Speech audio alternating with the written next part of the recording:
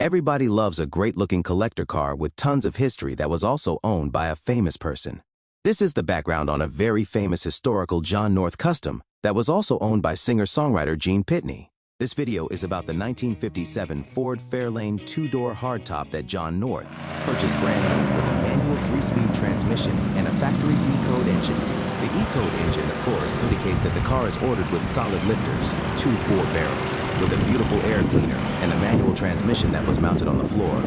It is interesting to note that in the 1950s, customizers didn't typically buy a brand new car for customizing like John North did, but rather, they would go to the junkyard and pick up a car for $50 and work it into a custom car because that was the least expensive way to do it.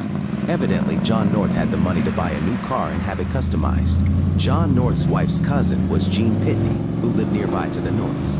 When Gene Pitney saw the car when it was completed, he begged John North to sell it to him, and John North would not sell it to him for a number of years.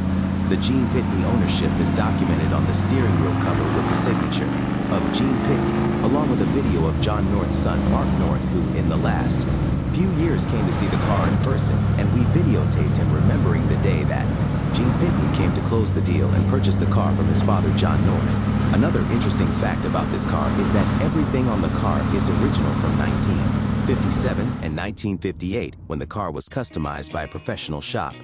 All the paint, all the tuck and roll interior on the seats and dash, tuck and roll carpet, tuck and roll steering, wheel cover, and the tuck and roll tonneau that covers up the back seat to make it look more like a 2-seater car. Yes, also all the scalloping is gold leaf and original to the car.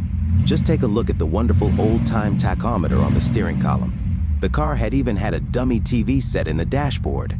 The car is nosed, decked and raked, scalloped, dummy spotlights as required by law, as only police officers could have 2 spotlights on their car working. The taillights are highly customized.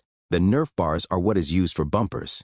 Just take a look at that gorgeous engine compartment that is completely original with John North's nickname Moose painted on the firewall. The car is a 100% rust-free, and the paint is totally original from 1957 and 1958. With all that above, you would think that would be enough, but the really best part of the car is driving it. The sound of the mufflers is almost as good as a Aston Martin V12 of today's vintage. The shift being remounted on the floor really gives the car a sporty feel. Even the control knobs on the dashboard are specially made of tricolor plastics and spun on a lathe to give them their shape.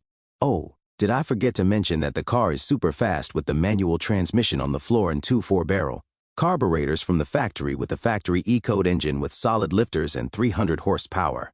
Great looks, documented history, speed, and best-sounding glass packs that you have ever heard make this car very special and totally drivable from coast to coast.